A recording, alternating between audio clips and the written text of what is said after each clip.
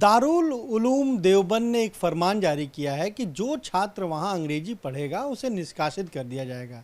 अब यूपी सरकार कहती है कि मदरसों में आधुनिक शिक्षा दी जा रही है, अंग्रेजी भी पढ़ाई जा रही है। हमारे साथ उत्तर प्रदेश सरकार में अल्पसंख्यक कल्याण मंत्री धर्मपाल जी हैं, उनसे जानेंगे। सर, आप लोग तो कह रहे हैं कि मदरसों में आधुनिक शिक्षा दे रहे हैं, कंप्यूटर बता रहे हैं, अंग्रेजी पढ़ा रहे हैं, लेकिन अब ये जो दारुल उलूम ने जो फतवा जारी किया है, इसको आप लोग कैसे देख रहे हैं?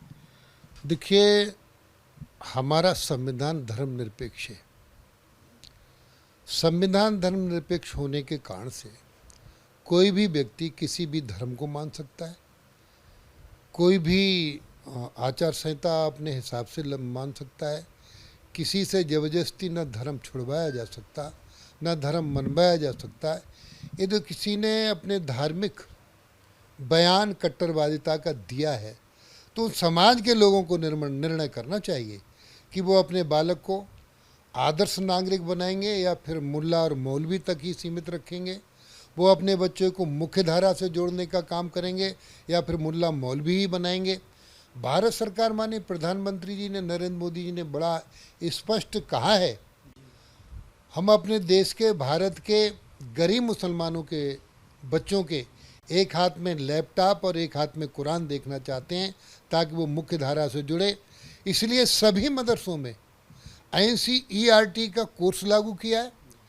उर्दू, अरबी, फारसी यानी जो दीनी तालीम है उसका हम विरोध नहीं कर रहे। दीनी तालीम लोग लें, और नदवा ने तो कहा कि हम संस्कृत भी पढ़ाएंगे। कुछ लोग अच्छे लोग भी हैं। तो भाषाएं 4 हैं। हिंदी हमारी मातृभाषा है, संस्कृत देव भाषा है, उर्दू तहजीब की भाषा है, अंग्रेजी गुलामी की भाषा है।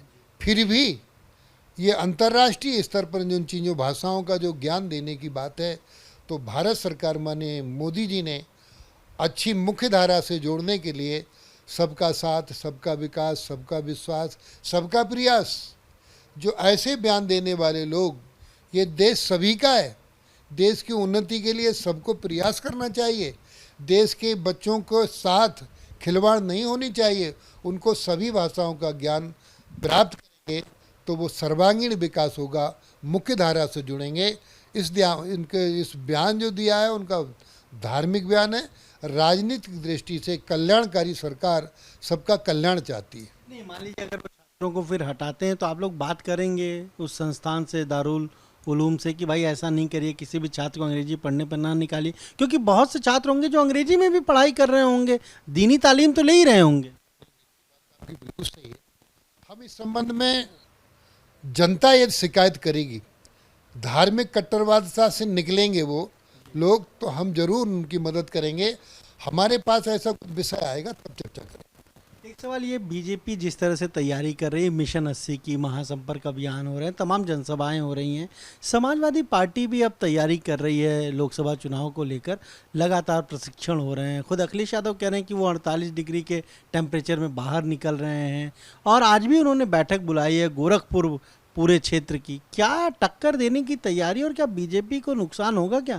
देखिए, सपा, बसपा, कांग्रेस, इन तीनों दलों का एक वोट कॉमन था जो मुस्लिम वोट था। उसी के आधार पर ये सरकारें बनाया करते थे। अब मुस्लिम वोट कांग्रेस से भी खिसक गया है, मुस्लिम वोट समाजवादी पार्टी से भी खिसका है, मुस्लिम वोट बसपा से भी खिसका है। अब इनके पास वोट क्या है?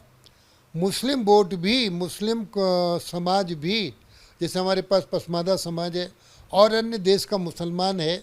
माननीय मोदी जी का जो नारा है, सबका साथ, सबका विकास, सबका विश्वास और सबका प्रयास, यदि गरीब हिंदू को आयुष्मान कार्ड 5 लाख रुपए का स्वास्थ्य लाभ का कार्ड मिला है, तो गरीब मुसलमान को भी कार्ड मिला है। और राशन गरीब हिंदू को मिला है तो गरीब मुसलमान को भी मिला है। यदि आवास गरीब हिंदू को मिला है तो गरीब मुसलमान को भी मिला है। तो इस नाते से मुस्लिम समाज भी भारतीय जनता पार्टी माननीय मोदी जी की नीतियों पर भरोसा करके मोदी जी के साथ खड़ा है, भारतीय जनता पार्टी के साथ खड़ा है। इसलिए भारतीय जनता पार्टी ने कहा है सभी 80 सीटों पर देश में उत्तर प्रदेश में भारतीय जनता पार्टी जीतेगी।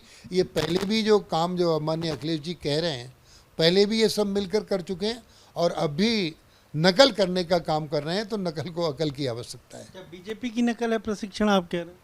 हाँ, हम यही मानते हैं, बीजेपी की ही नकल है। जिस तरह आपने कांग्रेस की बात की, कांग्रेस कह रही है अब दलितों को अपने साथ जोड़ेंगे, दलितों गांव में जाएंगे, दलितों गांव में वहां पर चाय पर उनके साथ बैठ के करेंगे, दलित को अपने साथ जोड़ने की तैयारी है।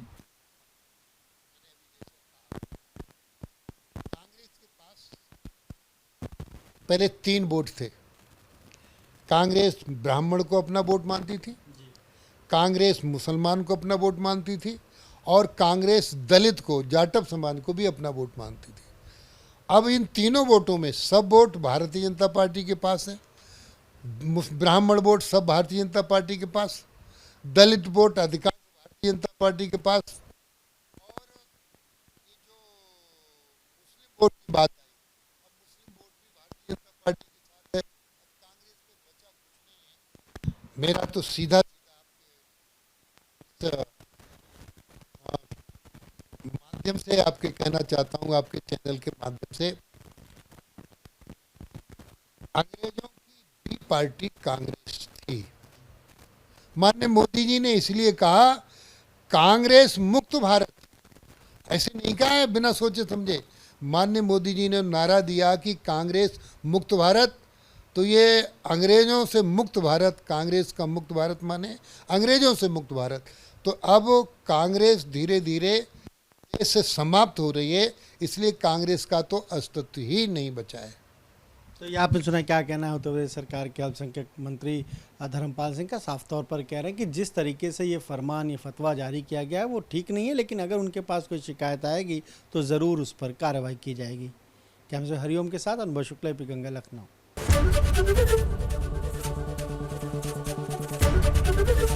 एबीपी गंगा, खबर आपकी, जुबान आपकी।